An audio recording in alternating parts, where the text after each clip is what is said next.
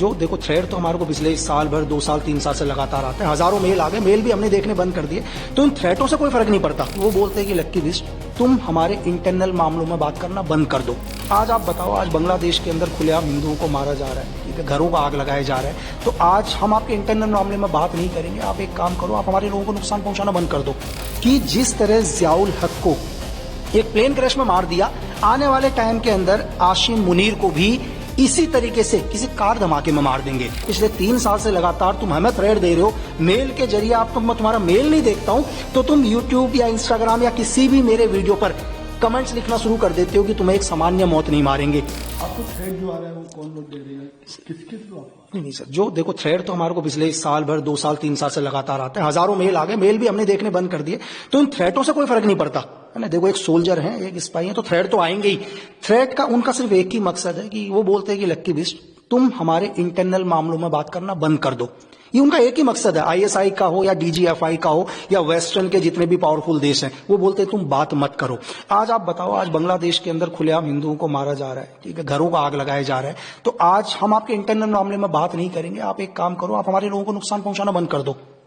तो जो थ्रेट की बात है, वो थ्रेट की बात भी हमने क्यों बोली, उसके पीछे रीजन ये है कि आज पाकिस्तान बोलता है कि दुनिया में पावरफुल है। ऑपरेशन सिंदूर में उसने हिंदुस्तान के साथ फाइट किया, जो दुनिया में एक भ्रम फैलाने की कोशिश करता है। आपने 2 दिन पहले देखा होगा कि इंग्लैंड के अंदर पाकिस्तान एम्बेसी के बाहर कुछ एक लोगों ने धरना प्रदर्शन किया। उसमें एक औरत ने सिर्फ एक नारा लगाया कि जिस तरह जियाउल हक को एक प्लेन क्रैश में मार दिया, आने वाले टाइम के अंदर आशिम मुनीर को भी इसी तरीके से किसी कार धमाके में मार देंगे।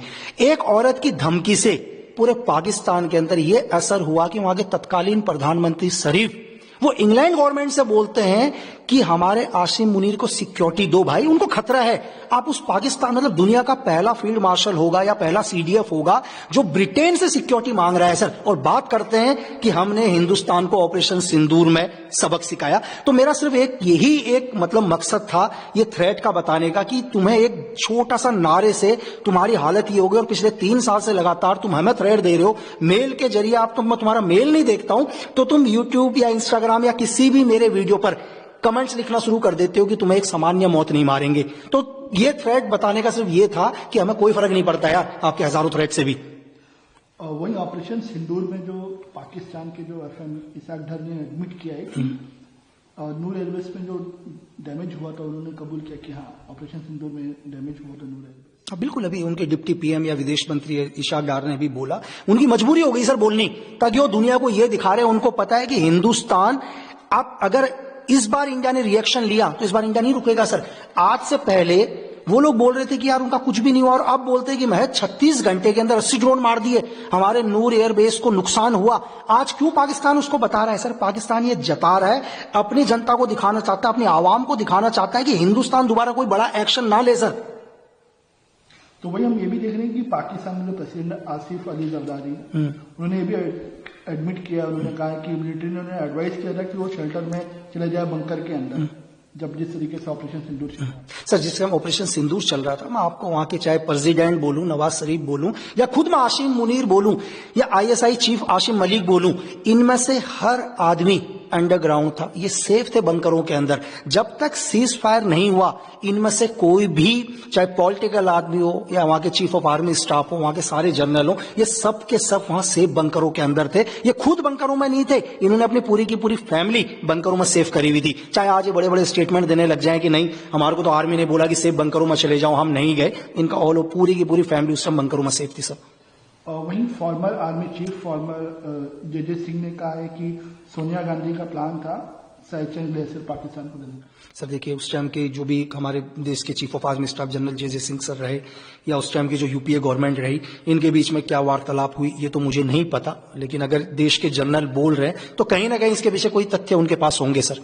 और वहीं अगर हम देखें तो 2 सस्पेक्ट जो है इस मामले में वो मेघालय के थ्रू इंडिया में आए हैं, ऐसा सस्पेक्ट। अच्छा नहीं, ये तो यूनिस गवर्नमेंट बोल रही है ना सर। अच्छा, जब तक वो बांग्लादेश के अंदर थे, मैं यूनिस गवर्नमेंट से ये पूछ रहा हूँ, आईएसआई से पूछता हूँ, डीजीएफआई से पूछता हूँ कि चलो आपको ये पता चल गया कि मेघालय के थ्रू हिंदुस्तान में आए, जब तक वो बांग्लादेश के अंदर थे आपने उन्हें क्यों नहीं अरेस्ट किया?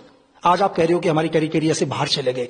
तो मैं आपको ये बताऊं कि मैं आपसे कह रहा हूं कि उस्मान हादी की हत्या आईएसआई के इशारे में करी गई है, और इस हत्या को करने के बाद आईएसआई के सिर्फ पर हैं वो लोग, और मैं यहां तक भी बोल रहा हूं कि हत्या करने वाले कोई कॉन्ट्रैक्ट किलर नहीं होंगे। चाहे इन फ्यूचर के अंदर बांग्लादेश की गवर्नमेंट, यूनिस गवर्नमेंट एक प्रेशर के तहत किसी को भी लेके आ जाती है, तो एक्चुअल में वो लोग नहीं होंगे। हत्या करने वाले कौन है? खुद आईएसआई के एजेंट सर। आपको थ्रेट जो आ रहा है वो कौन लोग दे रहे हैं, किसके थ्रू? नहीं सर, जो देखो थ्रेड तो हमारे को पिछले साल भर, 2 साल 3 साल से लगातार आते हैं। हजारों मेल आ गए, मेल भी हमने देखने बंद कर दिए। तो इन थ्रेटों से कोई फर्क नहीं पड़ता है ना। देखो एक सोल्जर है, एक स्पाई है, तो थ्रेड तो आएंगे ही। थ्रेड का उनका सिर्फ एक ही मकसद है कि वो बोलते हैं कि लक्की बिस्ट, तुम हमारे इंटरनल मामलों में बात करना बंद कर दो। ये उनका एक ही मकसद है। आईएसआई का हो या डीजीएफआई का हो या वेस्टर्न के जितने भी पावरफुल देश हैं, वो बोलते हैं तुम बात मत करो। आज आप बताओ, आज बांग्लादेश के अंदर खुलेआम हिंदुओं को मारा जा रहा है, ठीक है, घरों को आग लगाया जा रहा है। तो आज हम आपके इंटरनल मामले में बात नहीं करेंगे। आप एक काम करो, आप हमारे लोगों को नुकसान पहुंचाना बंद कर दो। तो जो थ्रेट की बात है, वो थ्रेट की बात भी हमने क्यों बोली, उसके पीछे रीजन ये है कि आज पाकिस्तान बोलता है कि दुनिया में पावरफुल है। ऑपरेशन सिंदूर में उसने हिंदुस्तान के साथ फाइट किया, जो दुनिया में एक भ्रम फैलाने की कोशिश करता है। आपने 2 दिन पहले देखा होगा कि इंग्लैंड के अंदर पाकिस्तान एम्बेसी के बाहर कुछ एक लोगों ने धरना प्रदर्शन किया। उसमें एक औरत ने सिर्फ एक नारा लगाया कि जिस तरह जियाउल हक को एक प्लेन क्रैश में मार दिया, आने वाले टाइम के अंदर आशिम मुनीर को भी इसी तरीके से किसी कार धमाके में मार देंगे।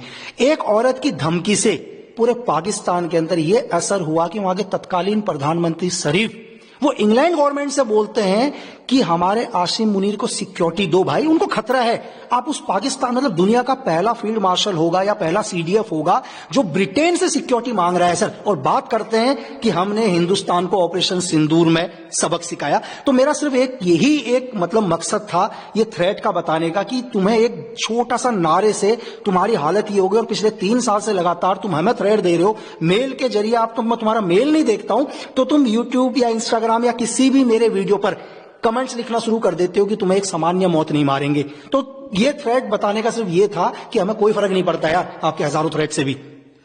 वही ऑपरेशन सिंदूर में जो पाकिस्तान के जो एफएम इसाक डर ने एडमिट किया है, नूर एयरवेज में जो डैमेज हुआ था, उन्होंने कबूल किया कि हाँ ऑपरेशन सिंदूर में डैमेज हुआ था नूर एयरवेज। बिल्कुल, अभी उनके डिप्टी पीएम या विदेश मंत्री इशाक डार ने भी बोला, उनकी मजबूरी हो गई सर बोलनी, ताकि वो दुनिया को ये दिखा रहे हैं, उनको पता है कि हिंदुस्तान, आप अगर इस बार इंडिया ने रिएक्शन लिया तो इस बार इंडिया नहीं रुकेगा सर।